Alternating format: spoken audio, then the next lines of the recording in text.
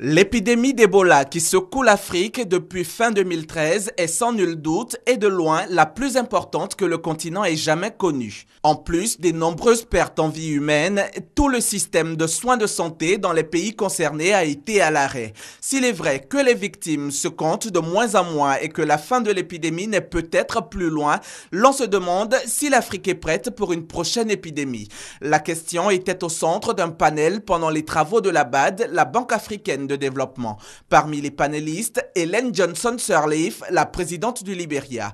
Aujourd'hui, plus aucun cas d'Ebola dans son pays. Le 9 mai dernier, l'OMS a déclaré la fin de l'éclosion de la maladie à virus. Aujourd'hui, nous sommes débarrassés d'Ebola, mais nous ne sommes pas tout à fait à l'abri tant que les autres pays n'en sont pas débarrassés aussi.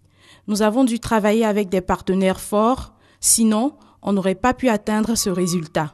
La Sierra Leone également est touchée par Ebola. Depuis que la maladie y a été déclarée, l'économie du pays s'en trouve affectée.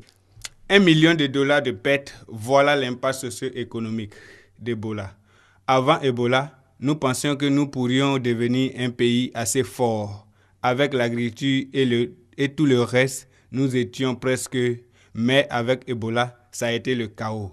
Nous avons perdu 2 ans de croissance et de développement. La Côte d'Ivoire, jusque-là épargnée par l'épidémie, a su tirer des leçons de ce qui se passe chez ses voisins. Cependant, la menace plane toujours. Alors, les 50e assemblées de la BAD se déroulent dans les conditions strictes de sécurité. Nous avons le SAMU qui est présent, nous avons également des médecins qui ont été identifiés.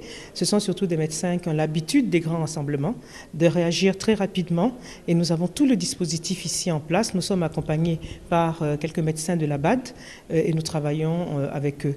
Participants aux assemblées annuelles, panélistes ou simples visiteurs, tous sont d'accord sur une chose, il est impératif que les pays africains se préparent pour les challenges de l'après-Ebola.